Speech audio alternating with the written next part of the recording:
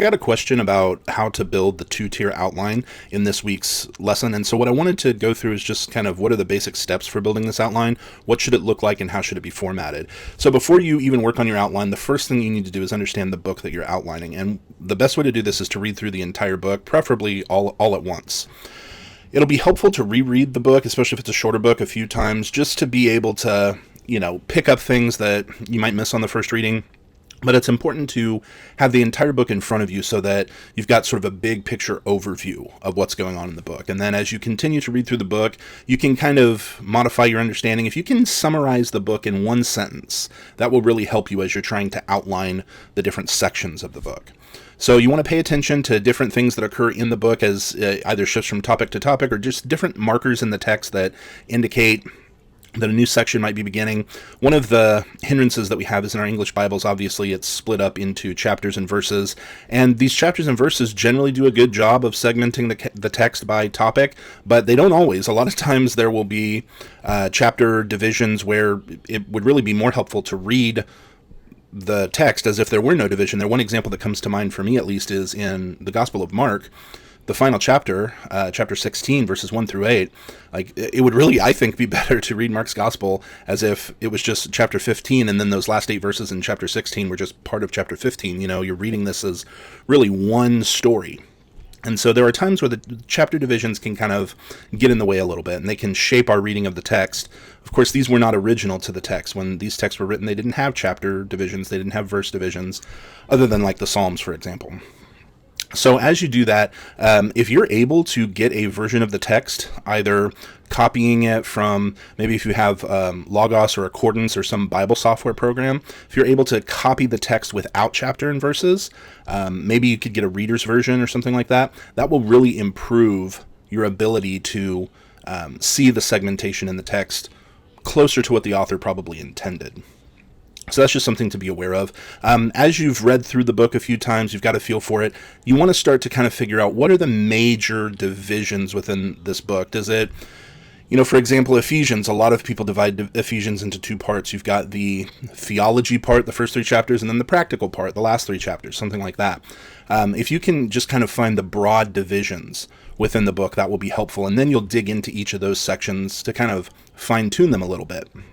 What you want to make sure is that when you have one of these kind of like major summary sentences, after you've come up with that and you read through the book again, just make sure that everything you're reading in some way relates to that sentence. Because if there's something in the book that just seems unrelated to what you think the summary sentence is, like completely unrelated, you probably need to tweak your summary. Generally speaking, a summary, obviously it won't be exhaustive. You can't summarize an entire book in one sentence. But any part of the book is probably some sort of support or illustration or something supporting an argument toward a thesis or a main theme or something like that. So just make sure that you've understood the book well. You know kind of what the main thrust of the book is. What is the author trying to communicate to his audience in this book? What is the main point? What is the big lesson here? Then once you've kind of got your hands around what the book is about, then you'll want to start structuring your outline. A couple things to know about the structure of an outline. It's important to have accurate formatting. It's important to pay close attention to how you're putting this together. And in a minute, I'll show you what the format of an outline should look like. But as you're, breaking your book into major sections and you're developing subsections within that, you always want to ask yourself why you're breaking a section where you are. Do you have a good reason for it? Is there a topic shift? Why draw the divisions where you're drawing them? Why is your outline more plausible than someone else's? When you are putting this outline together, you want to use a consistent font size throughout. I guess subsections might be in a smaller size than, more prominent sections, but generally speaking, you want to have a lot of consistency in your formatting. Every heading of your outline should contain a reference range. I'll show you what that looks like when we look at an outline also. This is something that students who don't have a lot of practice with outlines, something that they often miss out on. Anytime you have more than one section, so let's, for example, we'll just jump over to an outline and look at it. This here is an outline, a 2-tier outline of the book of Romans.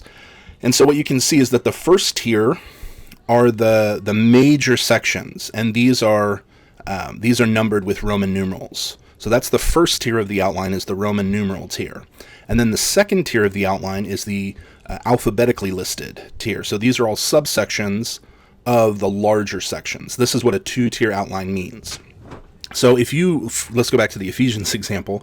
If you think that the major tiers, the primary tiers of Ephesians are theology would be tier 1 and practical application would be tier 2, well, then you're probably going to need to give like a 3-tier outline, because generally speaking, you want these to be a little bit more detailed than just, one subsection per chapter kind of a thing. So you can see how detailed, for a 16-chapter book like Romans, to have 6 major sections, and then within those major sections to have, 3 to 7 subsections, that's pretty normal. If you were to outline Romans as, introduction, body, conclusion, well, then again, you would want to get a little bit more detailed than that. So generally speaking, a 2-tier outline assumes that you're going to have more than a couple major sections, and that within those major sections, you've also got kind of these smaller sections here. All right, so like I was saying, you want to put a reference range for every heading that you have here. So if my introduction spans from 1:1 to 1:17, then I need to make sure that every verse in this range is covered by one of these subsections, and that every verse is covered by only one. You don't want any overlap going on here between sections. You don't want your introduction to be 1:1 through 17, and then section 2 here would be like 1:17 through 4:25. That would mean that you have overlap between the introduction and section 2. There's obviously going to be overlap between your subsections and your major sections, because your subsections are divisions within your major section. But the greeting, the thanksgiving, and the transition, there should be no overlap between these 3. 1 through 7, then 8 through 10, then 11 through 17. I'm not skipping any verses here. It's not 1 through 7 and then 9 through 10. And I'm not overlapping. It's not 1 through 7 and then 1:6 through 10 or 1:7 through 10. So each verse within a tier should be covered once and only once by a given section. Beyond that, if you have let's say we're using Roman numerals, if you have a 1, you need to have at least a 2.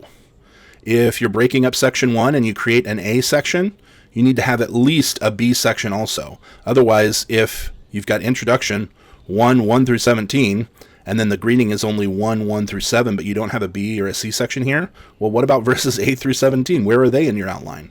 So again, you need to make sure that if you have an A, there must be at least a B. Don't create a subsection if you don't have more than one section to go in there. I hope that makes sense. I know I'm saying the word section a lot here, but this is something that I can give you feedback on as I'm grading them. So the important things to remember: always label your reference ranges. Make sure that each verse within a tier of your outline is covered once and only once by a section. And then make sure that make sure that your outline conforms to what you think the main idea of the book is. And why are your divisions of the book better than someone else's? So just by way of example, let's say that you choose a book and your main resource is to either grab a commentary or to just run over to like Bible Project or something like that, look at how they divide up the book, and then you just copy it over. That's, obviously an option, but I want you to put some thought, make this your outline. Think about, and honestly, the recommendation would be to look at least a couple different outlines of the same book and notice where the differences are in the sections. Notice, one commentator or one writer starts for example, the Gospel of Mark, there's dispute over whether we'll call it the prelude of Mark, ends at verse 13 or at verse 15. Different commentators will take different positions on that. Make sure you understand kind of what those reasons are for people splitting it in different places. Once you've got your outline filled out, I want you to go back over it, read through the book again, like I said, and make sure that your outline makes sense as you're reading the book. If you're reading the book again and you're following your outline and all of a sudden you realize, I don't know that that's a new section, or, I think actually something new is here that's not reflected in my outline, please revise your outline as you go through that.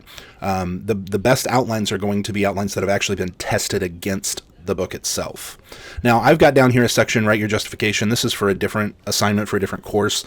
You guys are not required to give a justification for your outline, but this is for certain where that kind of comparing other people's outlines comes in, because if there are different options, you need to be able to explain why the divisions you've chosen are more plausible than other alternatives. If you have any questions about that, please let me know. I'm going to attach both of these documents to the announcement that I'm posting this in, but please reach out with any questions.